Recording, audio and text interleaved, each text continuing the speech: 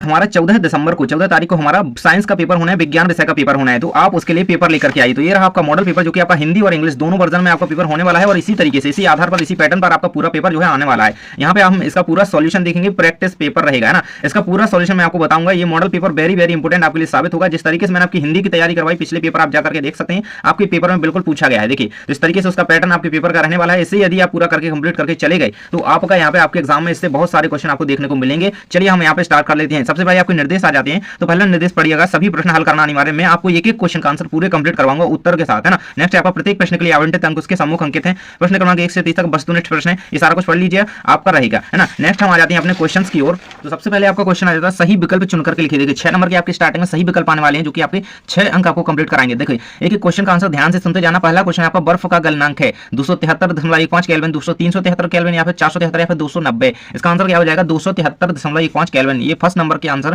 का first number option बिल्कुल सही हो जाएगा। नेक्स्ट आपका तंत्रिका ऊतक की कार्यात्मक इकाई होती है, तो क्या होती है न्यूरॉन, सभी ने पढ़ा है इसको। तो नेक्स्ट आपका 2 या 2 से अधिक पदार्थों का समांगी मिश्रण क्या कहलाता है, विलयन, यौगिक, विलायक, उपरोक्त में से कोई नहीं तो विलयन कहलाता है ना। नेक्स्ट हमारा आ जाता है मोमबत्ती का जलना परिवर्तन है, तो मोमबत्ती का जलना क्या है, केवल भौतिक परिवर्तन, आकारिकीय परिवर्तन या फिर केवल रासायनिक परिवर्तन या फिर उपरोक्त में से कोई नहीं। तो इसका आंसर हो जाएगा आपका केवल रासायनिक परिवर्तन, इसका आंसर राइट हो जाएगा। नेक्स्ट है आपका मैग्नीशियम क्लोराइड का सूत्र होता है, तो MgCl2 Mg2Cl2 MgCl2O MgOCl2, इसका आंसर हो जाएगा MgCl2। नेक्स्ट हमारा आ जाता है कि वेग का एसआई मात्रक है, तो वेग का एसआई मात्रक क्या होता है, मीटर पर सेकंड होता है। इस तरीके से आपके सभी ये कंप्लीट हो जाते हैं। आगे बढ़ लेते हैं। देखिए इंग्लिश मीडियम वाले छात्र अपने क्वेश्चन देख लीजिएगा, ये रहेंगे आपके क्वेश्चन इस तरीके से। आगे हम देख लेते हैं आपके रिक्त स्थानों के उत्तर है ना। देखिए अगर आपने चैनल को अभी तक सब्सक्राइब नहीं किया तो चैनल को सब्सक्राइब कर लेना, क्योंकि आपकी वार्षिक परीक्षा का टाइम टेबल आ चुका है, उसके आंसर के साथ इसी तरीके से मैं आपको हर एक पेपर की तैयारी करवाऊंगा, तो चैनल को सब्सक्राइब कर लेना। देखिए प्रश्न नंबर 2 आ जाता है रिक्त स्थानों की पूर्ति कीजिए। 6 नंबर के आपके रिक्त स्थान आने वाले हैं। इसमें पहला नंबर है किसी वस्तु का खाली स्थान, द्रव्यमान तथा किसी वस्तु का क्या खाली स्थान और द्रव्यमान तथा गुरुत्व त्वरण के गुणनफल के बराबर होता है। किसी वस्तु का क्या भार है ना, क्या इसका आंसर आप लिखेंगे भार, इसका आंसर आप लिख लीजिएगा भार, ये आपका राइट आंसर इसका हो जाएगा, दिख रहा है ना। नेक्स्ट आपका कार्य करने की क्षमता को क्या कहते हैं, कार्य करने की क्षमता को ऊर्जा कहते हैं। क्या कहते हैं, ऊर्जा लिख दीजिएगा इसका आंसर है ना। अभी आपको ठीक से दिखा दूंगा आंसर लिखे हुए। अगला आपका जीवन की मूलभूत इकाई क्या है, खाली स्थान क्या है, कोशिका है, सभी को ये तो पता होगा, बिल्कुल से आना है इसे है ना। नेक्स्ट आपका आ जाता है टिंडल प्रभाव खाली स्थान विलयन द्वारा प्रदर्शित गुण है, तो किस द्वारा, कोलॉइडी विलयन द्वारा है ना, किसके द्वारा, कोलॉइडी, इसका आंसर हो जाएगा आपका कोलॉइड विलयन द्वारा। पौधों की पत्तियों में, नेक्स्ट क्वेश्चन हमारा आ जाता है पौधों की पत्तियों में पाए जाने वाले छिद्र जिनसे गैसों का आदान प्रदान होता है कहलाते हैं, तो आदान प्रदान होता है वो क्या, रंध्र कहलाते हैं, क्या रंध्र, या फिर जिन्हें स्टोमेटा भी कहते हैं, स्टोमेटा, इनको याद रखना, ये आपकी बहुत इंपॉर्टेंट। नेक्स्ट 1 किलोग्राम भार बराबर क्या होता है, तो 1 किलोग्राम भार बराबर 9.8 न्यूटन होता है। न्यूटन का यानी यहाँ पे न्यूटन लिखा हुआ है, तो इसका स्क्रीनशॉट आप ले लीजिए। इनके आंसर के अलग से देखिए, मैं आपको इसका आंसर दिखा देता हूँ, ये रहेंगे इसके आंसर, इसका स्क्रीनशॉट आप कर लेंगे तो आपको सभी आंसर कंप्लीट हो जाएंगे। ये रहेगा इसका कंप्लीट आंसर, ये रहेगा। नेक्स्ट आ जाते हैं हमारे, देखिए आगे इंग्लिश मीडियम के यहाँ से स्टार्ट होते हैं। चलिए हम आपके अगले क्वेश्चन को देख लेते हैं जो कि 3 नंबर में रहेंगे, ये देख लीजिए इंग्लिश वाले बच्चे। अगले हमारे आ जाते हैं यहाँ पे 3 नंबर का क्वेश्चन है, सही जोड़ी बनाइए। देखो एक एक क्वेश्चन को याद करके जाना, और मैंने एक और वीडियो डाला है उसको भी देख लेना है ना, और अपने पिछले गणित के पेपर का मिलान कर लेना, वीडियो डल चुका है ना। देखिए सही जोड़ियां बनाइए। ब्रोमीन हो जाएगा, क्लोरोफिल सारी दी गई हैं। तो ब्रोमीन क्या है, ब्रोमीन हमारी एक अधातु है, तो पहले की जोड़ी कहाँ पे मिल जाएगी, अधातु से मिल जाएगी। दूसरा है क्लोरोफिल, तो क्या है, क्लोरोफिल कहाँ पे, पत्ती में पाया जाता है, तो दूसरा से पत्ती से मिल जाएगी। तीसरा है फिलोएम, फिलोएम क्या करता है, भोज्य पदार्थों का संवहन करता है, किसमें, जो पौधे होते हैं है ना, 3 से 1 मिल जाएगी। चौथा है केपलर, तो केपलर ने ग्रहों के संबंधी नियम दिए थे है ना, तो चौथे की यहाँ पे मिल जाएगी। 5वां है आपका जाइलम, तो जाइलम क्या करता है, जल का संवहन करता है पौधों में है ना, तो 5 की यहाँ पे मिल जाएगी। 6वां आपका गति का द्वितीय नियम, तो गति का द्वितीय नियम क्या है, F=m×a, तो ये आपकी 6वीं की हो जाएगी। इस तरीके से ये होती है आपकी कंप्लीट। देखिए इसका आप स्क्रीनशॉट ले सकते हैं और इन्हें अच्छी तरीके से कंप्लीट जो है कर लीजिएगा। चलिए आगे के बच्चे यहाँ पे देख लेंगे इंग्लिश मीडियम वाले। इसके बाद आ जाते हैं हमारे आगे के क्वेश्चन। देखिए आपने अभी तक वीडियो को लाइक नहीं करा है तो लाइक कर देना और अपने दोस्त के साथ वीडियो को शेयर कर देना। देखिए सत्य असत्य का चयन कीजिए। 6 नंबर के आपके सत्य असत्य आने वाले हैं। पहला क्वेश्चन कहता है लाइसोसोम को आत्महत्या की थैली के नाम से जाना जाता है ना, लाइसोसोम की बात कर रहा है, तो ये आपका बिल्कुल सत्य, यहाँ पे आपको इसका आंसर क्या सत्य लिख देना है। नेक्स्ट आपका जाता है कोशिका के खोजकर्ता रॉबर्ट हुक हैं, तो ये भी आपका सत्य रहेगा क्योंकि कोशिका की खोज किसने कही है, रॉबर्ट हुक ने। नेक्स्ट आपका हमारे शरीर में गति के लिए तंत्रिका ऊतक होता है, तो गति के लिए तंत्रिका ऊतक नहीं होता है, तो आपका क्या हो जाएगा सत्य। कौन सा होता है, गति के लिए पेशी ऊतक होता है। नेक्स्ट आपका सोडियम का प्रतीक Au होता है, तो सोडियम का क्या होता है, Au नहीं होता है, Au तो किसका होता है, ये होता है सोने का, और ये यहाँ पे सोडियम का बताया गया, तो ये आपका क्या आ जाएगा असत्य आ जाएगा। नेक्स्ट आपका आयोडीन की कमी से घेंगा रोग होता है, तो ये आपका बिल्कुल सत्य रहेगा, घेंगा रोग गोइटर हो जाता है आयोडीन की कमी से। इसके बाद आता है स्थिर अनुपात का नियम रॉबर्ट हुक ने प्रस्तुत किया, तो ये आपका बिल्कुल से असत्य रहेगा क्योंकि ये डाल्टन ने दिया था गुणित अनुपात का नियम, स्थिर अनुपात का नियम। तो इस तरीके से आपने इसके स्क्रीनशॉट आप ले लीजिएगा और चैनल को सब्सक्राइब कर लीजिएगा। आगे के बच्चे यहाँ पे देख सकते हैं, ये रहेगा हमारा 5 नंबर का प्रश्न जिसमें दिया गया है एक शब्द या वाक्य में उत्तर लिखिए। देखिए पहला क्वेश्चन कहता है कि न्यूट्रॉन की खोज किसने की थी, है ना, न्यूट्रॉन की खोज जो है किसने की थी, तो इसका आंसर आपको याद रख लेना है। इसका आंसर राइट हो जाएगा आपका चैडविक, किसने न्यूट्रॉन की खोज? चैडविक ने। इसका इनका जो पूरा नाम है जेम्स चैडविक। क्या रहेगा इनका पूरा नाम? James Chadwick. यही आपको उत्तर में लिख देना है। नेक्स्ट हमारा आ जाता है डीएनए का पूरा नाम लिखिए। तो भाई सबको पता है, मैंने कंप्लीट करवा रखा है। डीएनए लिखा जेम्स चैडविक, है ना। डीएनए का पूरा नाम क्या है? Deoxy ribo nucleic acid. क्या? डीऑक्सी, देखिए अभी मैं आपको आंसर लिखे हुए दिखा दूंगा। डीऑक्सी राइबो, देखो ऐसे में क्या होगा, आप लोग पढ़ोगे सुनोगे तो याद होगा, राइबो न्यूक्लिक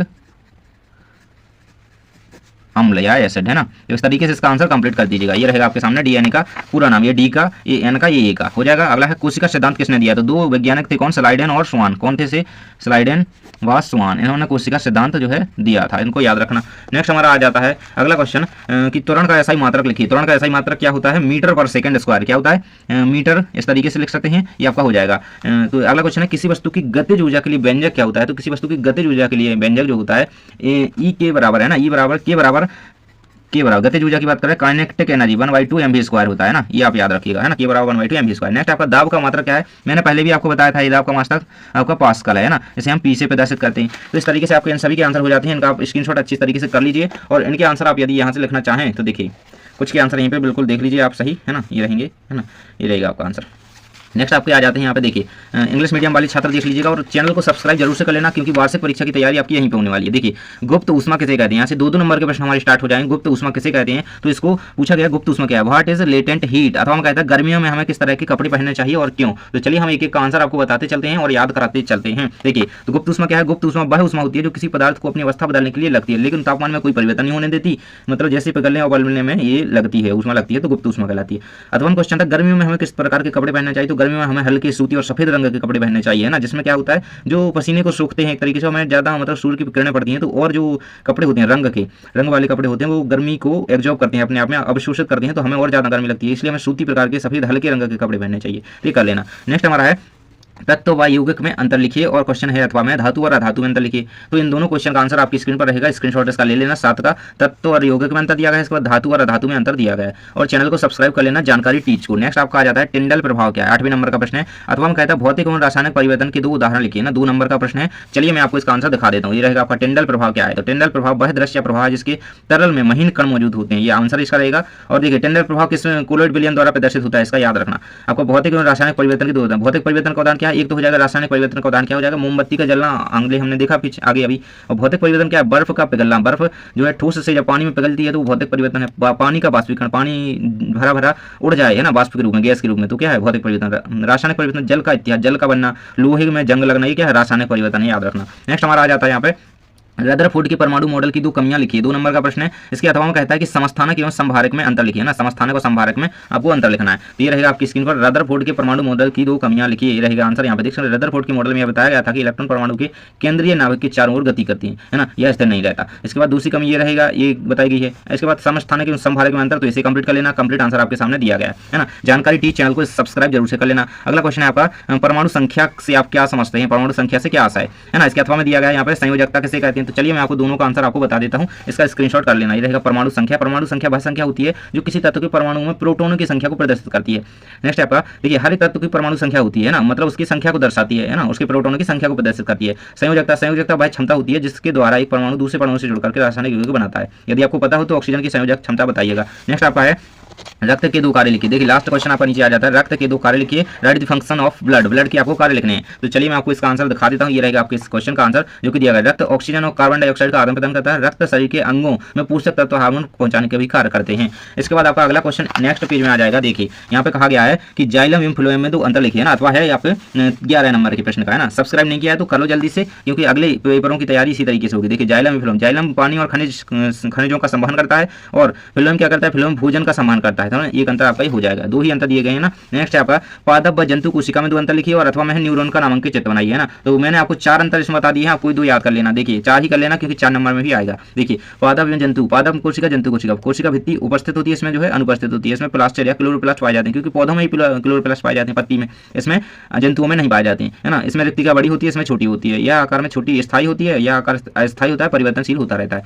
नेक्स्ट क्वेश्चन आपका आ जाता है न्यूरॉन का नामांकित चित्र बनाइए। तो इसका आंसर आपकी स्क्रीन पर रहेगा, इसका स्क्रीनशॉट कर लीजिएगा और जानकारी टीच चैनल को सब्सक्राइब जरूर से कर लेना। देखिए ये रहेगा आपकी स्क्रीन पर इसका आंसर। ये आपकी तंत्रिका न्यूरॉन का चित्र बना हुआ है, इसमें केंद्रक होता है, द्रुमिका होती है, तंत्रिकाक्ष होते हैं, कोशिका होते हैं, डेंड्रोन, डेंड्रोइड्स, इनको याद रखना, ये सारा कुछ इसमें पार्ट होता है। नेक्स्ट क्वेश्चन हमारा आ जाता है चाल व वेग में अंतर लिखिए। चाल व वेग में अंतर अथवा में है कि त्वरण किसे कहते हैं, इसका मात्रक एवं सूत्र लिखिए ना। तो चाल और वेग में हम अंतर आपको पहले बता देते हैं। ये रहेगा आपका चाल और वेग में अंतर। तो चाल क्या होती है, किसी वस्तु की गति की माप जो केवल दूरी और समय पर निर्भर करती है, वो चाल कहलाती है। और देखिए तो एक अंतर लिखेंगे, किसी वस्तु की गति की माप को चाल कहते हैं और किसी वस्तु की गति की माप को वेग यहाँ पर कहते हैं, जो केवल दूरी और, ये क्या बताता है, दूरी और समय पर निर्भर करता है चाल, और दिशा होती है वो दूरी और समय दोनों पर निर्भर करती है ना। तो इस तरीके से इसका अंतर लिख दीजिएगा। नेक्स्ट आपको आ जाता है त्वरण किसे कहते हैं, इसका एसआई मात्रक व सूत्र बताइए। मतलब इसका मात्रक और सूत्र बताना है। तो चलिए इसका आंसर हम देख लेते हैं। त्वरण का आंसर आपके सामने रहेगा, त्वरण वह दर है जिसके द्वारा किसी वस्तु की वेग में परिवर्तन होता है। इसका आंसर आपका हो जाएगा मीटर पर सेकंड स्क्वायर। आपका मात्रक है और इसका सूत्र दिया गया। इसमें थोड़ा कंफ्यूजन है लेकिन इसे कंप्लीट कर लेना, ये मात्रक इसका हो जाएगा। नेक्स्ट हमारा आ जाता है संतुलित बल किसे कहते हैं। 14 नंबर का प्रश्न है, संतुलित बल किसे कहते हैं ना। इसके अथवा में दिया गया है असंतुलित बल है ना, बैलेंस्ड एवं अनबैलेंस्ड जो फोर्स होते हैं, इन दोनों को पूछा गया है। तो देखिए इसका आंसर संतुलित बल क्या कहलाते हैं। देखिए वैसे संतुलित बल वे बल होते हैं जो एक दूसरे के बराबर होते हैं और विपरीत दिशा में क्रिया करते हैं, है ना, जिससे वस्तु पर कोई प्रभाव नहीं पड़ता है। असंतुलित बल वे बल होते हैं जो कि गति उत्पन्न करते हैं, उसकी दिशा को चेंज करते हैं, इसमें कोई प्रभाव नहीं पड़ता, ये कोई दिशा को चेंज नहीं करते हैं, ये चेंज करते हैं। तो ये दोनों को याद रखना। नेक्स्ट हमारा क्वेश्चन आ जाता है तेज हवा के चलने ना, तेज हवा के चलने से किसी पेड़ या फल के पत्ते क्यों गिर जाते हैं, अथवा में किसी स्थिर वस्तु को कैसे चलाया जाता है ना। देखिए चैनल पर अगर नए हो तो सब्सक्राइब जरूर से कर लेना आप लोग, है ना। देखिए क्योंकि आपके पेपर आज खत्म हो जाएंगे, फिर आईटी का पेपर है, उसकी तैयारी करनी है, तो सब्सक्राइब कर लेना। देखिए तेज हवा पेड़ की शाखाओं और पत्तियों पर बल डालती है, जिससे पत्तियां और फल अपने जुड़ाव स्थल से हटकर गिर जाते हैं। किसी स्थिर वस्तु को कैसे चलाया जा सकता है, तो ये रहेगा संतुलित बल प्रदान करना पड़ता है, जिससे धक्का देना या खींचना पड़ता है तो वो चल जाती है। नेक्स्ट हमारा क्वेश्चन आ जाता है द्रव्यमान और भार में अंतर लिखिए ना। आंसर रहेगा आपका, क्वेश्चन अगला है आपका गुरुत्वाकर्षण का सार्वत्रिक नियम लिखिए। तो चलिए मैं आपको इसका आंसर दिखा देता हूँ। ये रहेगा हमारे द्रव्यमान और भार में अंतर। ये रहेगा, देखिए द्रव्यमान क्या है, यह किसी वस्तु में स्थिर पदार्थ की मात्रा को दर्शाता है, यह वस्तु पर प्रभावी गुरुत्वाकर्षण बल को दर्शाता है, मतलब बल होता है। नेक्स्ट हमारा आ जाता है यहाँ पे गुरुत्वाकर्षण का सार्वत्रिक नियम। तो इसका देखिए, इसको आपको अच्छी तरीके से पूरा अपने में से कंप्लीट कर लीजिएगा। यहाँ पे आपका दिया गया है, इसमें क्या होता है गुरुत्वाकर्षण का सार्वत्रिक नियम किस तरीके से आप लिख सकते हैं, F बराबर G है ना, इस तरीके से लिख दिया M1 और ये रहेगा कंप्लीट। इसका यहाँ पे क्या गुरुत्वाकर्षण बल है F और ये सारा कुछ स्थिरांक हो जाएगा। तो इसको आप अपने में से ही इसका उत्तर कंप्लीट कर लीजिएगा। आगे के क्वेश्चन हम देख लेते हैं, उससे पहले आपने यदि चैनल को सब्सक्राइब नहीं करा है तो कर लेना। देखिए 17 नंबर का प्रश्न है, पृथ्वी का द्रव्यमान 6 × 10 की घात 24 किलोग्राम है एवं उसकी त्रिज्या जो है 64 × 10 की घात 6 है, 6 मीटर है। पृथ्वी के गुरुत्वीय त्वरण का मान याद कीजिए। देखिए इस तरीके का न्यूमेरिकल बिल्कुल आपका आना जरूरी है और बिल्कुल आएगा। देखिए ये रहेगा आपका फिजिक्स से है क्वेश्चन। देखिए ये कंप्लीट आंसर इसका रहेगा, स्क्रीनशॉट इसका ले लीजिए। ये रहेगा गुरुत्वाकर्षण जी का सूत्र क्या रहेगा, G बराबर Gm/r², ये बटे r² लिखा है ना, जहां पर क्या है G बराबर, देखिए इस तरीके से इसका पूरा स्क्रीनशॉट आप ले लीजिएगा। ये आपकी स्क्रीन पर मैंने आंसर दे दिया। ये आपका आंसर यहाँ पे 9.8 मीटर पर सेकंड आ जाएगा, यानी कि 98 न्यूटन आ जाएगा, है ना। अगला क्वेश्चन आपका आ जाता है, एक वस्तु का द्रव्यमान 10 किलोग्राम है, पृथ्वी पर इसका भार कितना होगा, है ना। मतलब एक वस्तु का द्रव्यमान जो है 10 किलोमीटर बताया गया है और इसका जो भार कितना होगा, है ना, पृथ्वी पर। तो ये आपका आंसर इसका आ जाएगा, ये आंसर इसका लिखा हुआ है। नेक्स्ट हमारा क्वेश्चन आ जाता है माइटोकॉन्ड्रिया को कोशिका का बिजली घर क्यों कहा जाता है ना। तो देख लेते हैं हम इसका आंसर। तो देखिए माइटोकॉन्ड्रिया को बिजली घर इसलिए कहा जाता है क्योंकि यहाँ कोशिका में ऊर्जा का क्या होता है, उत्पादन होता है। ऊर्जा का उत्पादन माइटोकॉन्ड्रिया करता है, खासकर एटीपी के रूप में जो ऊर्जा के लिए आवश्यकता होती है ना, एटीपी के रूप में ऊर्जा हमें प्रदान करता है, इसलिए इसे हम कहते हैं क्या, पावर हाउस। नेक्स्ट आपका आ जाता है पादप कोशिका का नामांकित चित्र बनाइए। तो बिल्कुल इसे कंप्लीट कर लेना, बना लो 1-2 बार चित्र आपका कंप्लीट रहेगा। ये रहेगा आपके सामने पादप कोशिका का पूरा चित्र, इसे कंप्लीट कर लीजिएगा। इसके बाद नेक्स्ट क्वेश्चन आ जाता है हमारा 1 किलोवाट में कितने जूल होते हैं ना। 19 नंबर का प्रश्न पहले देख लेते हैं, हमारे दैनिक जीवन में ऊर्जा का क्या महत्व है ना, और अथवा में इसका 1 किलोवाट में कितने जूल होते हैं। तो चलिए 19 का उत्तर मैं आपको दिखा देता हूँ। ये रहेगा आपके 19 नंबर के प्रश्न का उत्तर, है ना। हमारे दैनिक जीवन में हमें अत्यधिक महत्वपूर्ण है क्योंकि हमारी सारी क्रियाओं से लेकर मशीनों और उपकरणों के संचालन के सभी कारणों के लिए आवश्यक होती है। इसको याद कर लेना। नेक्स्ट आपका आ जाता है भाई जंतु कोशिका। अभी हमने पादप कोशिका का देख लिया, आप जंतु कोशिका का, दोनों कोशिकाओं का बिल्कुल अच्छी तरीके से तैयार कर लो, 1-2 बार बना लो, आना ही है ना। अथवा में क्वेश्चन है अमीबा अपना भोजन कैसे प्राप्त करता है, फैगोसाइटिस द्वारा, है ना। देखिए ये रहेगा जंतु कोशिका का नामांकित चित्र आपका दिया गया है। देखिए इसमें कौन कौन से पार्ट होते हैं आपको दिए गए हैं, ये गोल्गी उपकरण हो गया, केंद्रक हो गया, केंद्रिका हो गया, है ना, ये सारे होते हैं। कोशिका द्रव्य भरा रहता है बहुत सारा, है ना, और ER पाई जाती है ना, राइबोसोम, माइटोकॉन्ड्रिया, सूत्रकणिका किसे कहते हैं, माइटोकॉन्ड्रिया को, है ना। ये सारी कुछ पार्ट इसमें होते हैं, बिल्कुल नहीं याद कर लो, ये बना लो चित्र, अपनी बुक से बना लेना, नहीं तो ये वाला भी आप कंप्लीट यहाँ पे देख सकते हो। नेक्स्ट हमारा क्वेश्चन आ जाता है अमीबा अपना भोजन कैसे प्राप्त करता है ना, अथवा में था। तो ये रहेगा आपका अमीबा जो है अपना भोजन जो है फैगोसाइटोसिस क्रिया द्वारा प्राप्त करता है, जिससे अपने बाहरी झिल्ली से भोजन को घेर करके अंदर ले जाता है। इसको याद कर लेना। नेक्स्ट हमारा क्वेश्चन आ जाता है डाल्टन के परमाणु सिद्धांत के प्रमुख बिंदु लिखिए। इसके अथवा में भी क्वेश्चन दिया गया है, points of Dalton's atomic theory, है ना, ये इंग्लिश मीडियम में। अथवा का क्वेश्चन अगले पेज में यहाँ पे देख सकते हो, है ना। देखिए तो डाल्टन के परमाणु सिद्धांत के बिंदु क्या रहेंगे, ये दिए गए हैं। प्रत्येक तत्व से बने परमाणु एक जैसे ही होते हैं, है ना, परमाणु नष्ट नहीं होते बल्कि रासायनिक अभिक्रिया के द्वारा भी आपस में मिलकर नए यौगिक बनाते हैं, ये इनके बिंदु रहेंगे। नेक्स्ट आपका क्वेश्चन आ जाता है अथवा में दिया गया था निम्नलिखित के सूत्र लिखिए, sodium oxide, aluminium oxide, sodium sulphide, है ना, इनके सूत्र आपको लिखने हैं। किसके, सोडियम ऑक्साइड के, एल्यूमिनियम ऑक्साइड के, सोडियम सल्फाइड को, कैल्शियम कार्बोनेट की। तो भाई इसका आंसर आपकी स्क्रीन पर देखिए, यहाँ से दिया गया है, ये आपका आंसर यहाँ पर हो जाएगा। इनके सूत्र क्या हो जाएंगे, देखिए सोडियम ऑक्साइड का हो जाएगा Na2O, एल्यूमिनियम ऑक्साइड का Al2O3, सोडियम सल्फाइड का Na2S, कैल्शियम कार्बोनेट का CaO CO3। इस तरीके से इसका स्क्रीनशॉट ले लीजिए। ये आपके हो जाएगा 21 के अथवा वाले का उत्तर। आ जाता है आपका अगला क्वेश्चन। देखिए 22 नंबर का प्रश्न है, एक बस की गति 5 सेकंड में 80 किलोमीटर प्रति घंटे से घट करके 60 किलोमीटर प्रति घंटा हो जाती है। बस का जो है तुरंत ज्ञात कीजिए, है ना। चैनल को सब्सक्राइब जल्दी से कर लो, अभी तक आपने नहीं करा है तो, है ना, क्योंकि वार्षिक परीक्षा की तैयारी हमें साथ में करनी है। देखिए ये आ जाएगा आपका आंसर इसका। औसत गति बराबर क्या होता है, प्रारंभिक गति प्लस अंतिम गति बटे 2, है ना। इसमें इस तरीके से भी लिख सकते हैं बटे 2 यहाँ पे करके, या फिर यहाँ पे भी लिख सकते हैं। हमें कितनी दी गई है, देखिए 80 किलोमीटर दी गई और 60 किलोमीटर दी गई है ना, घटकर इतनी हो जाती है। मतलब ये प्रारंभिक गति हमारी और ये अंतिम गति है ना, अंतिम औसत गति है। तो हमारी 80 प्लस 60 कर देंगे, इन दोनों को जोड़ देंगे और 2 का भाग दे देंगे तो 140 हो जाएगा। 2 सत्ते 14, 70 किलोमीटर पर आवर आपकी आ जाएगी। नेक्स्ट आपकी आ जाती है यहाँ पे अथवा में दिया गया, एक वस्तु 16 मीटर की दूरी 4 सेकंड में तय करती है ना। तो पुनः 16 मीटर की दूरी 2 सेकंड में तय करती है। वस्तु की औसत चाल क्या है, मतलब एक जो वस्तु है वो 16 मीटर की दूरी 4 सेकंड में कर रही है और पुनः करती है तो 2 सेकंड में कर देती है। उसकी औसत चाल क्या है वस्तु की, तो ये देखिए ये औसत चाल इसकी निकल करके आ जाती है। इसका आंसर आप कंप्लीट कर लीजिएगा। यहाँ पे कुल दूरी, ये कुल समय ये दिया गया है। नेक्स्ट हमारा आ जाता है यहाँ पे आरेखित पेशिका। लास्ट क्वेश्चन है आपका, बस वीडियो खत्म ही होने वाला है। लास्ट क्वेश्चन है आपका, चैनल को सब्सक्राइब जल्दी से कर लो क्योंकि आप लोगों के लिए बहुत मेहनत से ये वीडियो आ पाती है ना। देखिए आपके ये पार्ट इसमें होते हैं आरेखित पेशी में, और इसका चित्र आपको इस तरीके से बना लेना है। ये रहेगा आपके सामने इसका चित्र आरेखित पेशी का, है ना। इसका स्क्रीनशॉट ले लीजिए। और इसमें क्या होती है, मांसपेशी होते हैं, नाभक होता है, मांसपेशी फाइबर होते हैं, ये सारे सार्कोप्लाज्म, केंद्रक, साइगो। इसका आसान सा चित्र है, आपको इतना बनाना है बस। अथवा क्वेश्चन तने की अनुप्रस्थ काट का। लास्ट क्वेश्चन हमारा, आप अभी तक सब्सक्राइब नहीं करा है, सब्सक्राइब कर लो, वीडियो को लाइक कर देना और पिछले पेपर की वीडियो जरूर से जाकर के देख लेना। देखिए ये रहेगा आपका अनुप्रस्थ तने की अनुप्रस्थ काट का आंसर, पूरा इसको तैयार कर लेना, ये बना लेना। तो इस तरीके से हम आपके सभी क्वेश्चन के आंसर कंप्लीट कर चुके हैं। चैनल पर नए हो तो सब्सक्राइब कर लो और वीडियो को लाइक कर देना है और जल्दी से इस पेपर की अच्छी तैयारी कर लो, है ना। वीडियो को 1-2 बार देख लेना और ताकि आपको याद हो जाए पूरी। Thanks for watching.